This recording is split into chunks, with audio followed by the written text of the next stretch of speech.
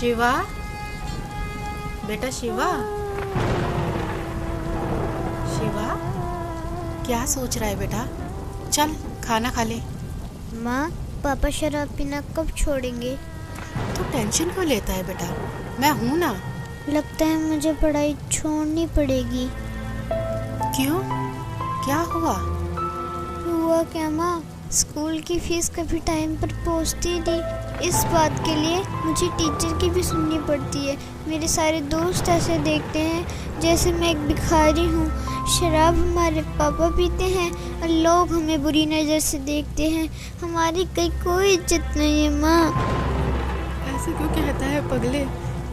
पापा को समझाएंगे, तू चिंता मत कर। माँ, आज मैम ने बोला है 2 दिन के अंदर अगर मेरी फीस जमा नहीं हुई ना तो मैम ना क्लास में बैठने देंगी और ना एग्ज़ाम में। आप मेरी फीस जमा करवा दो ना। हाँ हाँ मेरी बच्ची, सब हो जाएगा। कल करती हूँ कहीं से पैसे का इंतजाम। माँ, आपको तो बुखार है। अरे कुछ नहीं, वो खाना बनाया था ना तो आग की तपन से शरीर गर्म हो गया है। आओ खाना खा लो।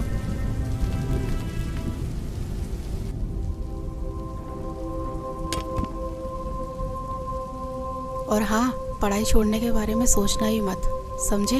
वरना जिंदगी नर्क से बदतर हो जाएगी। करती हूँ तेरे पापा से बात। देख रहा है ना मुझे? अगर उस जमाने पे पढ़ाई पे ध्यान दिया होता तो आज तेरे पापा के साथ रहने के बजाय अलग कमा के खा रहे होते।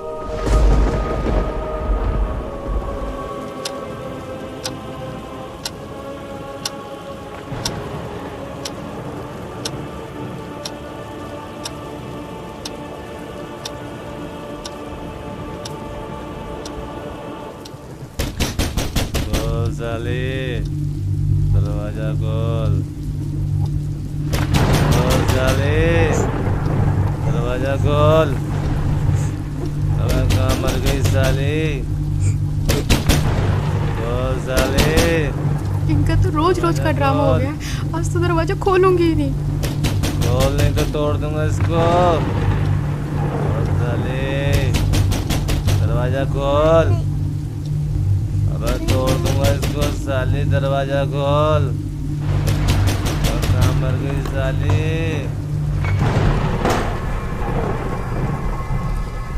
तू करती क्या रहती है साली? इतनी देर लगती है दरवाजा खोलने में? बोल हरामजादी, क्या कर रही थी? देखो मेरी बात सुनो, आप रोज रोज पी कर आते हो, बच्चे भी डर जाते हैं। तू मुझे समझाएगी? अब मुझे तुझसे सीखना पड़ेगा कि घर कब आते हैं और कैसे पीते हैं। तू मुझे समझाएगी साली? तू मुझे सिखाएगी साली? तू मुझे समझाएगी साली? तू मुझे समझाएगी? मुझे समझाएगी?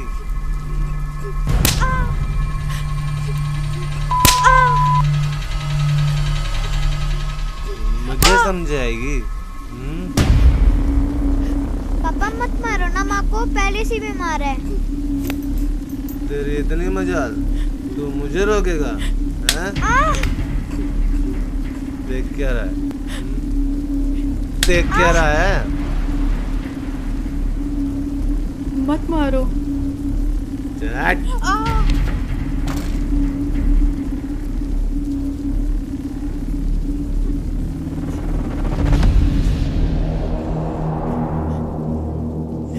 तू मुझे मारेगा साले? मैं भी देखता हूँ तेरी माँ ने तुझे कितना दूध पिलाया।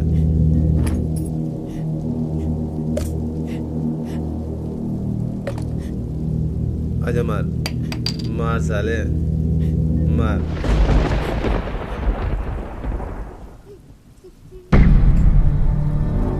तुम सबको देख लूंगा मैं।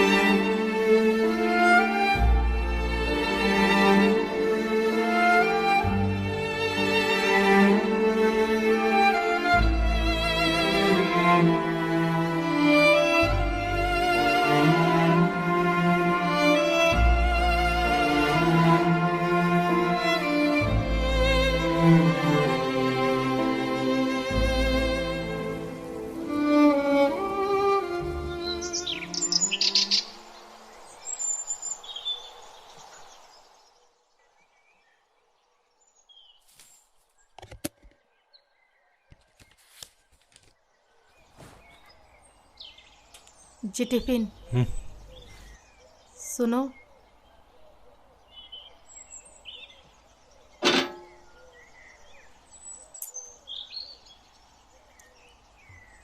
माँ, माँ, जल्दी चलो, मैं स्कूल के लिए लेट हो रही हूँ। हाँ हाँ मेरी बच्ची, बस 2 मिनट, मैं अभी तैयार होके आती हूँ।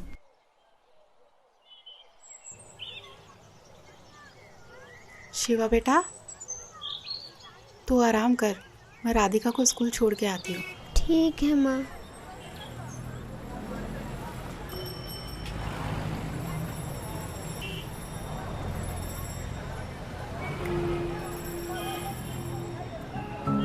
माँ, पापा कब सुधरेंगे? उन्होंने रात में भैया को बहुत मारा था ना।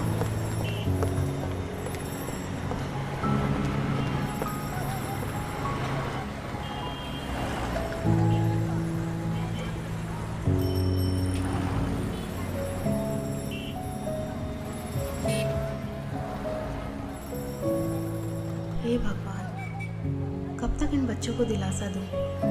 मेरे होते हुए मेरे बच्चे नर्क जैसे जिंदगी जी रहे हैं। इससे अच्छा तो हम मर जाते, वो बेहतर होता। कम से कम रोज रोज की मार पिटाई और समाज में जलील होना तो बंद होगा।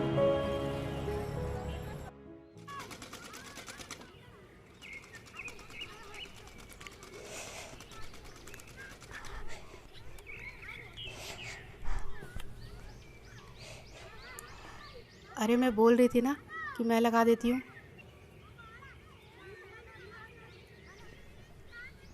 ला, मुझे दे। ठीक है।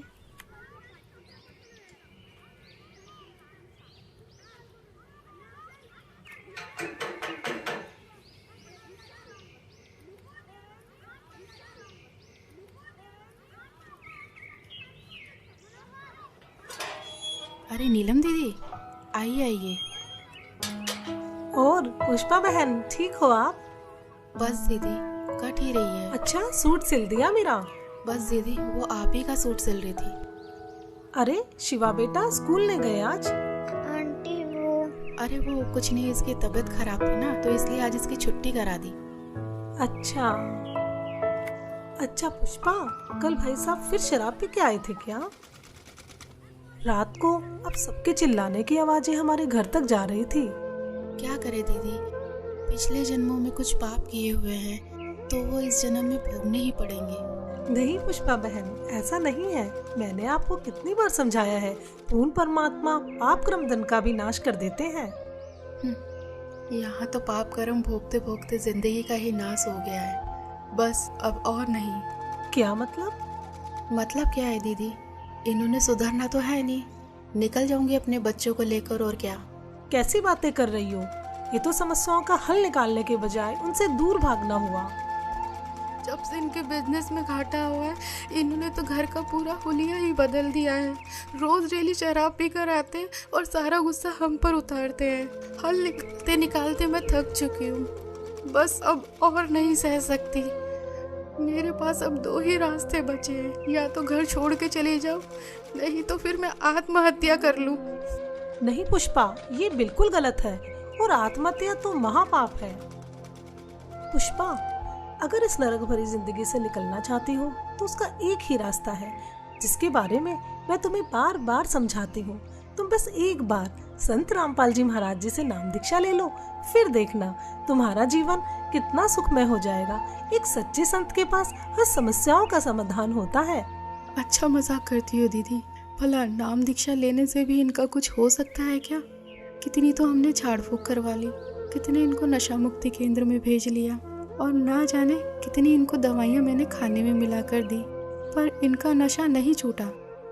और हाँ, आप बोल रहे हो कि गुरु बनाकर भक्ति करने से सब ठीक हो जाएगा, तो आपको बता दूं कि हमने काफ़ी गुरु बनाकर भी देखे हैं, पर इनका नशा छूटने के बजाय और बढ़ गया है, तो इन गुरुओं से भी कोई फायदा नहीं है। हाँ बिल्कुल सही कह रही हो पुष्पा बहन, लेकिन मैंने कहा ना, एक सच्चे संत से ही नाम दीक्षा लो, क्योंकि एक सच्चा संत आपके सभी दुखों को दूर कर सकता है।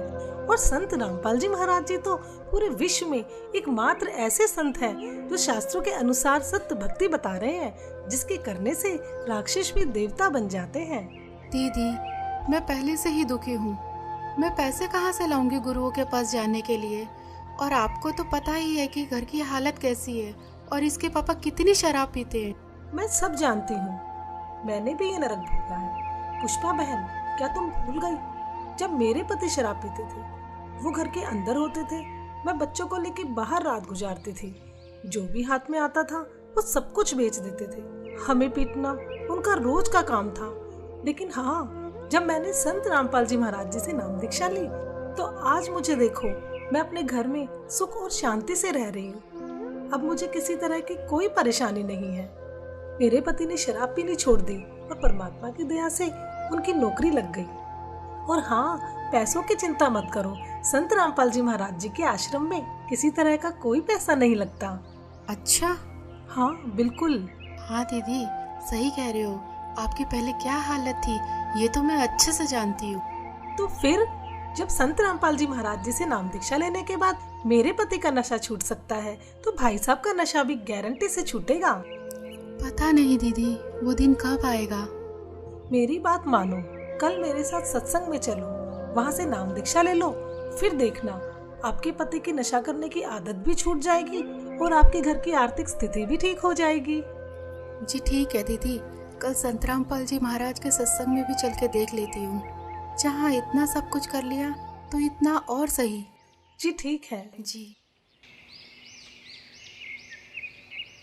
अगले दिन पुष्पा नीलम के साथ सत्संग में तो चली जाती है, लेकिन उसको नहीं मालूम था कि इस बारे में रमेश को भी पता चल जाएगा।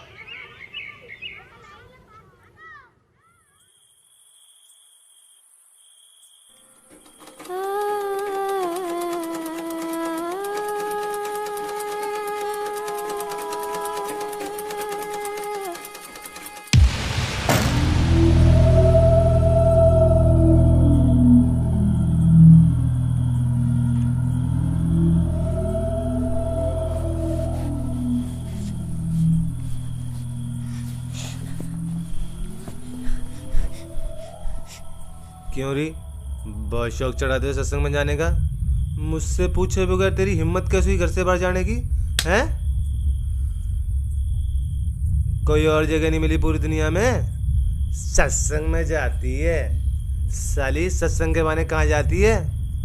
आप जैसा शराबी कबाबी कभी नहीं समझ सकता सत्संग की कीमत को। दूर रहो मुझसे। अपना जीवन तो बर्बाद कर रखा है और हम भक्ति करें ये भी नहीं देखा जाता आपसे। मुझे पता है क्या होता है तेरे सत्संग में। बकवास करने जाती है तू वहाँ, बस यही दिन देखने को रह गए थे। नाक कटा के रख दी तूने मेरी। और खबरदार, आज के बाद सत्संग का नाम भी लिया तो यहाँ चल गाना लगा।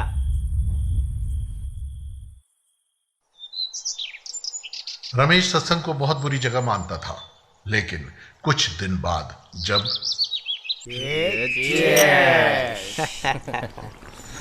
हाँ यार, छोड़ ना, क्या क्या। अबे कौन है साला? अरे दिनेश। अरे पूछ आ जाएगा कि नहीं? अरे दिनेश। हाँ सुमित। अरे क्या हाल है मेरे भाई? आज आए क्यों नहीं यार? अरे कुछ नहीं, वो बस ऐसे ही। अरे यार तेरे बगैर तो पार्टी में मजा ही नहीं आता यार। हाँ ठीक है, ये बता रमेश है वहाँ? कौन? रमेश? हाँ है ना, ये ले बात। हाँ दिनेश भाई, कैसा है मेरे यार? बढ़िया भाई। आ जाया नहीं तू यार? अरे दारू के पैसे हम दे देते भाई। अरे वो सब छोड़, तू ये बता कि तुझे पता है कि भाभी कहाँ जा रही है? क्या मतलब? मैंने अभी मिश्रा की वाइफ के साथ सत्संग में जाते हुए देखा है। इसकी और हाँ, तो आज तो तेरे दोनों बच्चे भी साथ हैं। इसकी तो अरे क्या हुआ भाई? यार क्या हुआ? अरे कुछ नहीं यार, तुम्हारी भाभी आज फिर सत्संग में जा रही है। अरे समझाने उसे, बिगड़ जाएगी वो।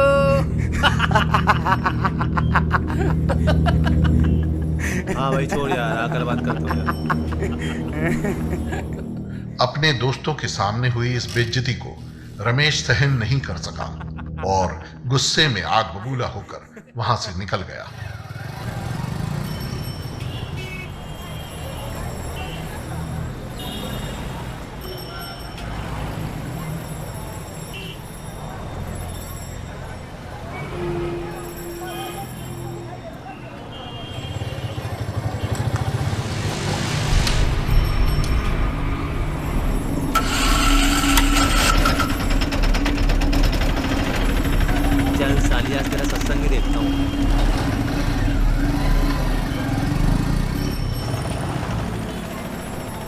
पुष्पा, बहुत अच्छा किया, इन बच्चों को भी ले आए। इन बच्चों को बचपन से ही परमात्मा की सही भक्ति का ज्ञान हो जाएगा। हाँ, आज छुट्टी थी ना इनकी, और इनके पापा भी सुबह सुबह कहीं अपने दोस्तों के साथ निकल गए, तो सोचा इन बच्चों को भी साथ ले चलो। बहुत अच्छा किया।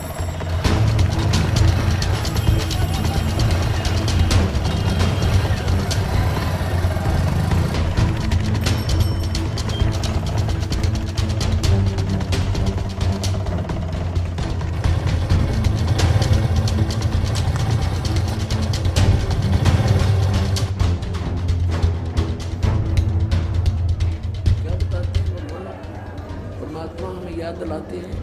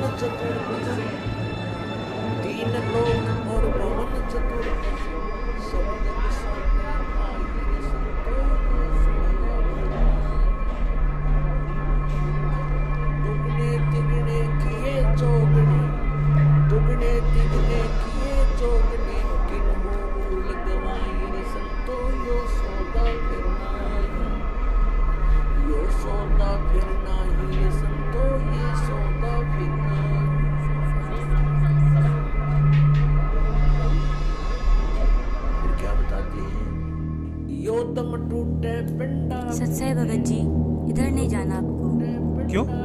क्योंकि ये बहनों का पंडाल है, आप उधर बैठ के भाइयों वाले पंडाल में सत्संग सुन लीजिए। उस दरगाह में मार पड़ेगी, उस दरगाह में मार। आश्रम में सभी को सत्संग सुनते हुए देखकर रमेश भी उन्हीं के बीच शांति से बैठ जाता है। मदरा पीवे कड़वा पानी, 17 जन्म समान के जानी। एक बार शराब पीता है तो 17 जन्म कंटिन्यू कुत्ते की योनि में जाओगा वो, एक बार। और जिसने बोतल की बोतल खाली कर रखी है उसका तो पता नहीं 1000 जन्म हो गएगा, 2000 जन्म कुत्ते के। और कुत्ते का जन्म तो एक कब तेरा। अब तो अफलातून पी के घुटी ला के शराब की और टीटी पाक जाए, और पत्नी रोवा खड़ी खड़ी कि ये रोटी खा ले ना मरेगा। वह थाली लेकर जाएगी, रोटी खा लो, और वो मारेगा ठोकर, दूर आ जा। वो पड़ेगी सारा दूर जाके पड़ेगा भोजन। और फिर उस दुष्ट आत्मा के साथ क्या होगा, कुत्ता बन के क्या खाएगा। जब तो ठोकर मारा था थालियों के, कुत्ता बनेगा। और फिर भूख लगेगी, सारी रात भौंकेगा, गली में पड़ेगा गर्मी सर्दी में। सुबह उठते ही कहाँ जाता है कुत्ता, रसोई में। मैं कहा उसने भोजन की, ऐसे ऐसे कर कर सीधा जाएगा जैसे कोई टोकनी है कोई नहीं, कि भूख लग रही डट्टा जाना। अब वहाँ रसोई में अब कौन पढ़ दे उसको, मूर्ख को। कोई देख लेगा घर का सदस्य, पहले उसको करेगा तो, पर वो कानों पर घटाड़ा करे, भूख लग रही जोर की, सीधा ही चल पड़ता वो। फिर उठा कर लठ उसके कड़े में ठोकेगा कमर में, फिर ट्या ट्या ट्या करता जाएगा गली में। फिर कुछ देर के बाद कुछ भूल सी पड़ेगी डंडे की, फिर सोचेगा भूख तक वो अंदर है ही, फिर दूसरे मकान की तरफ चलेगा। वहाँ उसके भाग और दुर्भाग्य, उसने कोई टूक मिला या लठ मिला या जूत मिला। जब वहाँ भी उसकी सेवा लठ से होगी तो फिर वो प्रयत्न छोड़ देता उस दिन का। फिर वो बाहर भागता जंगल की तरफ। वहाँ क्या खाता है, टट्टी खा के आता है। अर्ध पी कर शराब मारा था ठोकर। तो ये कर्म याद दिलाए जाते हैं। ये किसी डोम बाट के गीत नहीं भाई, भगवान की बताई हुई गाथा। और जिन महापुरुषों ने इसका लाभ उठाया वो आपके प्रत्यक्ष कर दिया, और दास ने इसका अनुभव हुआ, और आप भी पार हो गए। इस ज्ञान को जितना फैलाओगे आपको उतना ही पुण्य मिलेगा। ये सत्कर्म मान लेना। सभी आपके भाई बहन हैं, भटक रहे हैं, प्यार से समझाना, क्योंकि प्यार से मानेंगे एक बार तो सबको रिएक्शन होगा ही होगा, क्योंकि काल बैठा है। ये बानी सुना दो, उनको कोई चिप दे दो, वो सुनते रहेंगे, काल भाग जाएगा, फिर वो अपने आप यहाँ आएंगे। आपके भाई बहन विश्व के प्राणी सब एक परमात्मा के बच्चे, ये ध्यान रखना।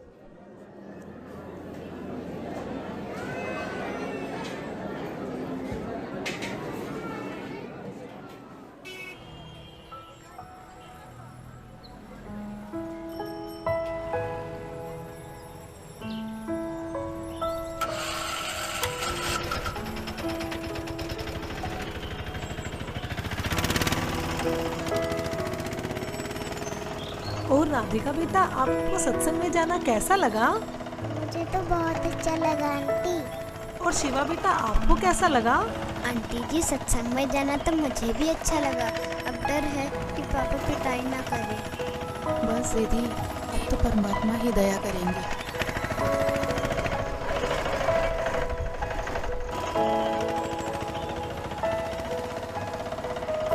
अच्छा पुष्पा, चिंता मत करना। सत साहेब जी। अच्छा बच्चों, सत साहेब।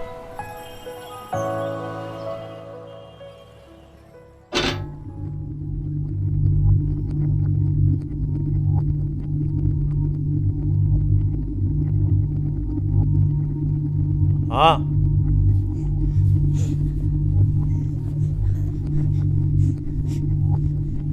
कहाँ गए थे तुम? जी वो यहीं बस वो। चुप कर, कहाँ लगा? पता नहीं कहाँ घूमती रहती है। जी ठीक है, लगाती हूँ।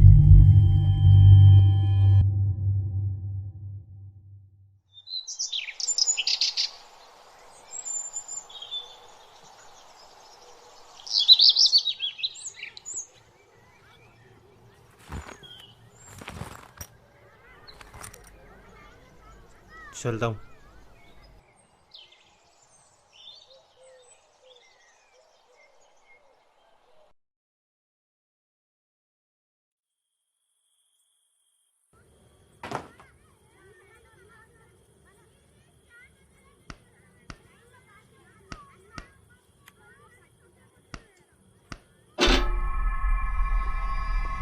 माँ,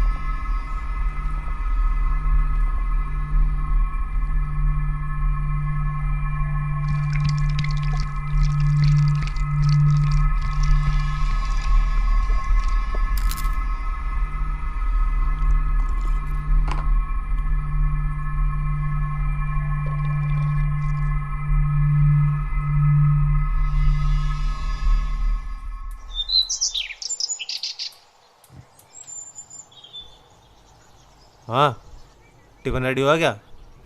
जी हाँ। क्या देख रही है? जी कुछ नहीं।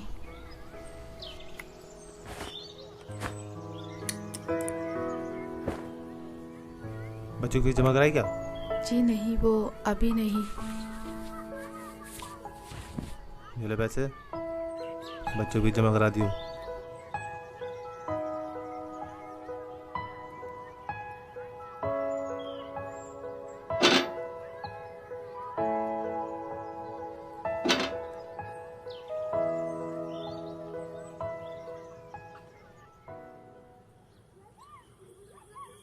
कुछ दिन से रमेश शाम को जल्दी घर आने लगता है, जिसे देख पुष्पा असमंजस में पड़ जाती है।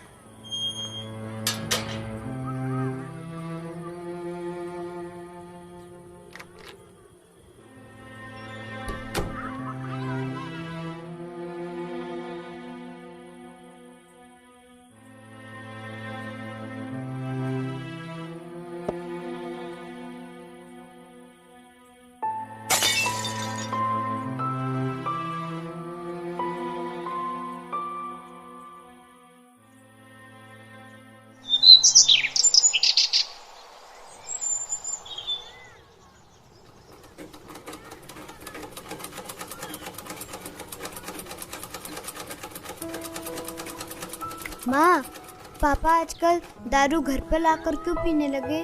पहले तो बाहर से पीकर आते थे। अरे सही तो है, पहले बाहर से पी के आते थे तो कभी किसी के साथ लड़ाई झगड़ा कराते, कभी किसी के साथ। अब ये तो है कि घर पर ही लाकर पीते हैं और बाहर वालों की भी नहीं सुननी पड़ेगी हमें। हाँ माँ, आजकल उनके स्वभाव में भी बहुत बदलाव आ गया है। लड़ाई झगड़ा और गाली गलौज भी बहुत कम कर दिया है। सही कहा भैया, अब तो मम्मी की पिटाई भी नहीं करते। हाँ, लगता है ये सब गुरुजी का ही चमत्कार है। हे परमात्मा, दया करना।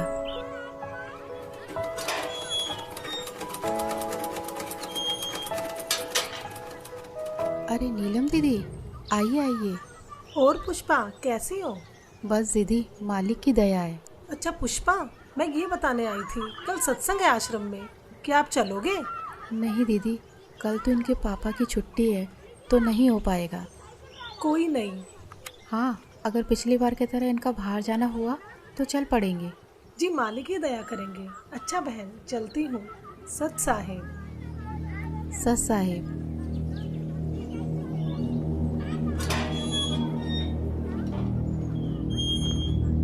क्या करने आई थी ये?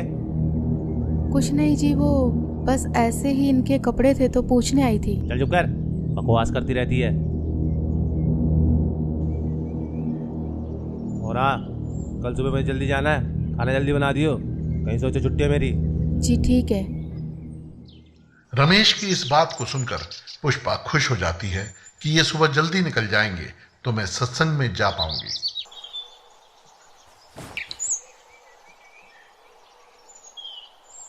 अच्छा ठीक है, मैं जा रहा हूँ। ठीक है जी।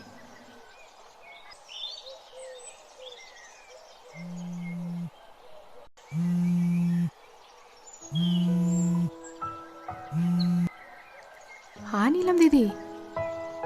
जी दीदी।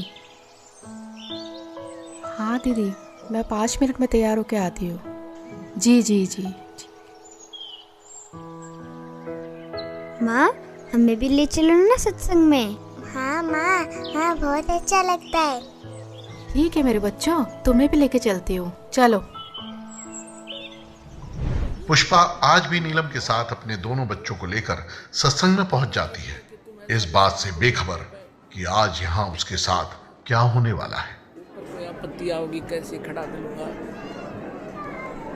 और क्या बताना चाहा था, जो परमात्मा 18 लाख व्यक्तियों को और 3 दिन तक भोजन भंडारे, लड्डू, जलेबी, कचौड़ी, पकौड़ी और दोहर और असरपी दे सकता है एक झोपड़ी में बैठा व्यक्ति, वो समर्थ कितना है। और आपको क्या नहीं दे सकता, पूरे विश्व को खिला सकता, वो पूरे असंख्य ब्रह्मांडों को 1 सेकंड में सब कुछ भर दे, हरा भरा कर दे इस पृथ्वी को, और आपका घर भर दे पूरा। अगर विश्वास करोगे तो ये सत्कर मान लेना, उस समर्थ का सहारा आपको है। हाँ हाँ दीदी, बहुत अच्छा लगा। और मैं तो सोच रही थी, और हाँ दीदी, कल तो कमाल हो गया। मुझसे पूछ रहे थे कि बच्चों की फीस जमा करा दी, तो मैंने कहा नहीं, तो मेरे हाथ में पैसे रख के चले गए। अच्छा हाँ बहन, परमात्मा पर ऐसे ही विश्वास रखो, परमात्मा जो चाहे सो कर सकते हैं।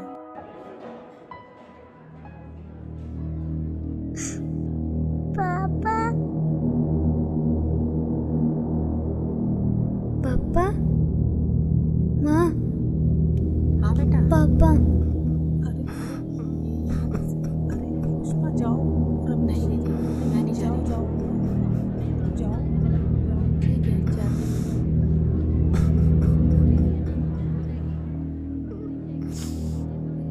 मुझे माफ कर दो परमात्मा, मैं पापी हूँ मालिक।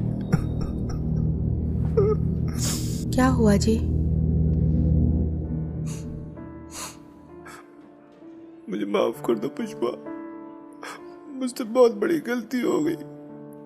मुझे नहीं पता था मैं क्या कर रहा हूँ, लेकिन आज ये सत्संग सुन के मेरी अंतरात्मा जाग उठी है।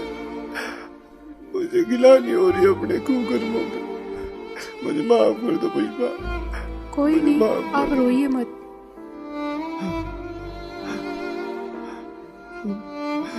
शिवा बेटा, मुझे माफ कर दे बेटा।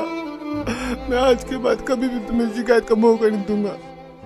राधिका बेटी, तेरे पापा सुधर गए बेटा, मैं प्रॉमिस करता हूँ मैं शराब को कभी हाथ भी नहीं लगाऊंगा। मुझे माफ कर दो बच्चों।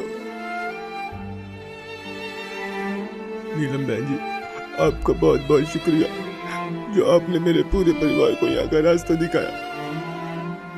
कोई बात नहीं रमेश भैया, लेकिन एक बात बताओ, आपको ये ज्ञान कैसे समझ आया? पिछली बार जब आप पुष्पा और दोनों बच्चों को यहाँ पर लेकर आए थे ना, तब मैं यहाँ आया था।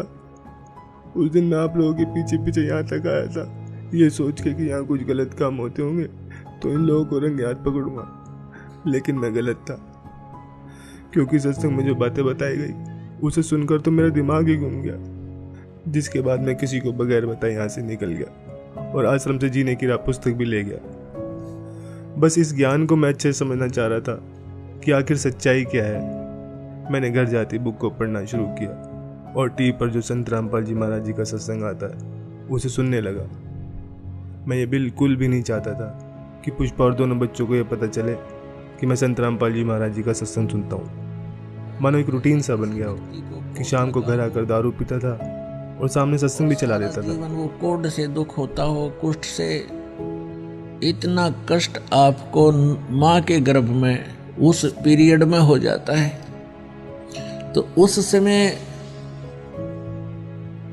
ये परमात्मा से बार बार प्रार्थना करता है, हे प्रभु, हे मालिक, एक बार इस नरक से निकाल दो। वहां इसको याद भी होता है कि तू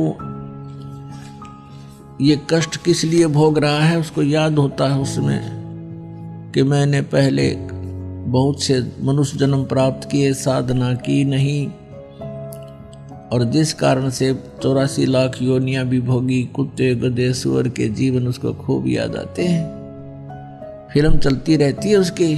तो फिर ये कहता, भगवान एक बार इस नरक से निकाल दो, सदा आपको याद करूंगा, परम संत की खोज करूंगा जैसा कि आपने बता रखा है, और सत साधना करूंगा भगवान, केवल अपने पेट के लिए कार्य भी करूंगा लेकिन आपकी याद नहीं भूलूंगा।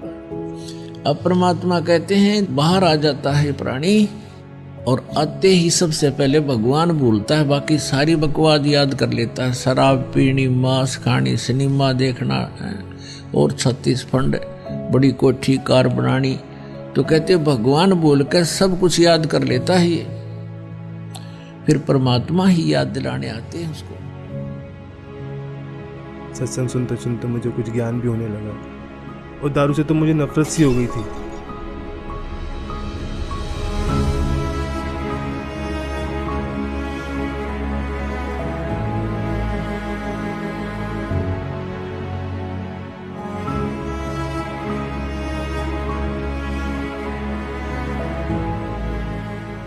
और फिर कल जब आप घर पर आए, पुष्पा से सत्संग में चलने के लिए पूछ रहे थे ना, तब मैंने आप दोनों की सारी बातें सुन ली थी। मैं बिल्कुल भी नहीं चाहता था कि पुष्पा और दोनों बच्चे मेरी वजह से सत्संग में ना जा पाए, इसलिए मैंने पुष्पा से झूठ बोला कि मुझे सुबह कहीं बाहर जाना है। फिर मेरे मन में भी आया कि क्यों ना मैं भी आज सत्संग में चलूं, तो आज मैं भी सत्संग में आ गया।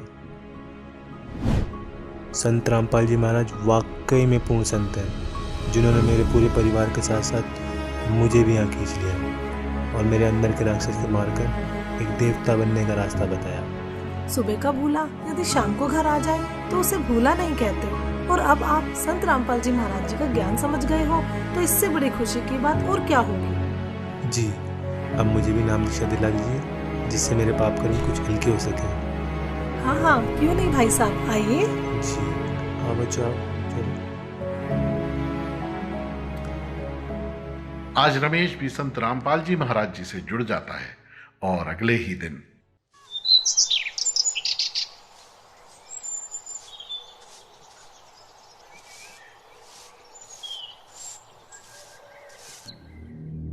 ये क्या कर रहे हो आप? कल तो आप कह रहे थे कि आज के बाद शराब नहीं पीऊंगा।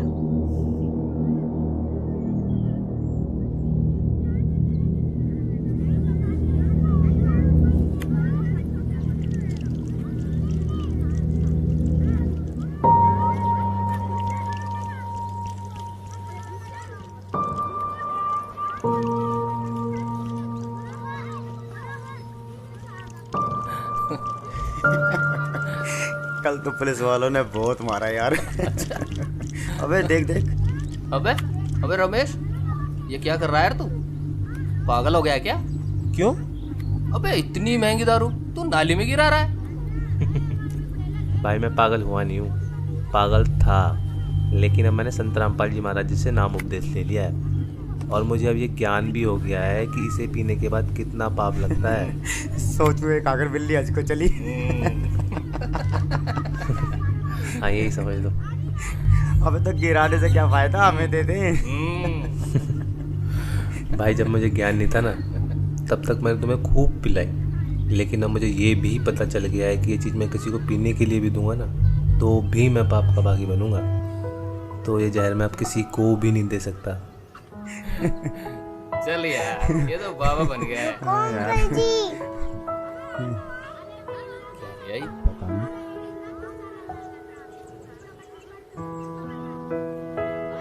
अरे ये क्या ले आई? ये हमारे गुरुजी संत रामपाल जी महाराज की पुस्तक। जीने की राह? हाँ अंकल जी, जीने की राह, जिसे पढ़ने के बाद लाखों लोगों ने भी नशा छोड़ा है। तो आप भी पढ़िए।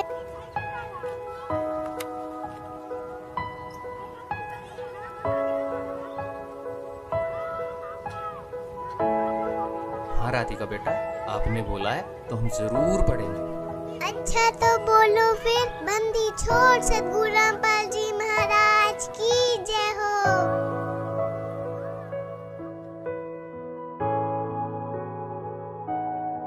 तो दोस्तों आपने देखा आखिर किस प्रकार रमेश का नशा छूट जाता है। संत रामपाल जी से जुड़कर लाखों लोगों ने अपना नशा छोड़ा है। संत रामपाल जी ही पूरे विश्व में एकमात्र ऐसे संत हैं जिनके लाखों फॉलोअर्स हैं, जिनमें से कोई भी नशे पते को हाथ तक नहीं लगाता। उनका मिशन है कि पूरे विश्व से नशे को खत्म कर सबको सत भक्ति मार्ग पर लगाना, ताकि आप और हम सभी मनुष्यधारी जीवों का यह मनुष्य जीवन सफल हो जाए।